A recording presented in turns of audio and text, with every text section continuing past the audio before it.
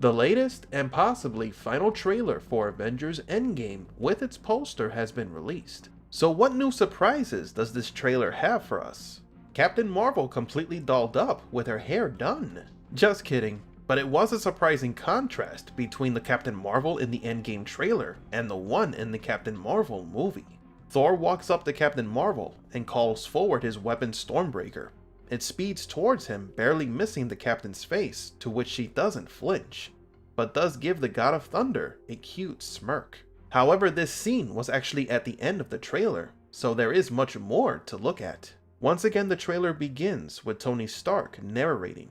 Much of this trailer does consist of images from the previous one, as well as scenes from older MCU movies, but this time, he is talking about how he feels incredibly distant from the events of the first Iron Man movie, recapping the circumstances that were against him and how he persevered and became Iron Man, escaping from the cave and crash landing his prototype suit in the desert. Adding emotional weight to these flashback scenes is the fact that they are presented in black and white. We see his first arc reactor, which Pepper cased in a little display box with the words, "Proof that Tony Stark has a heart," admitting that it was at that moment that he realized he loved Pepper.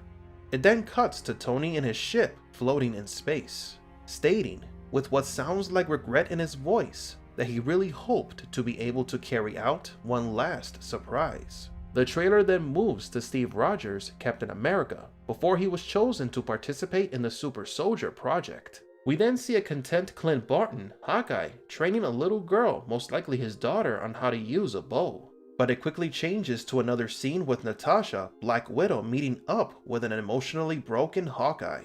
All these scenes are shown with a narration from possibly an elder Peggy Carter, to which the trailer cuts to Peggy's funeral from Civil War, where Captain America is helping carrying her coffin. It then moves on to Thor with his father Odin in Asgard, and afterwards, multiple scenes of the heroes vanishing from Infinity War, with Thor claiming that he watched them die. I keep telling everyone that they should move on.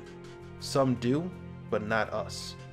These words, spoken by Captain America, leads us to the fact that some time has already passed since the events of Infinity War. We see him sitting across from Black Widow, whose hair has grown red with blonde tips. Scott Lang, Ant-Man, is wandering through what looks like an abandoned neighborhood plastered with several missing person posters. We get more Widow and Hawkeye flying a jet towards a city, and then Clint running down a corridor that's exploding behind him. We then get a quick look at Rocket Raccoon standing on War Machine's shoulder, sporting one of his comic book uniforms, getting ready for a fight.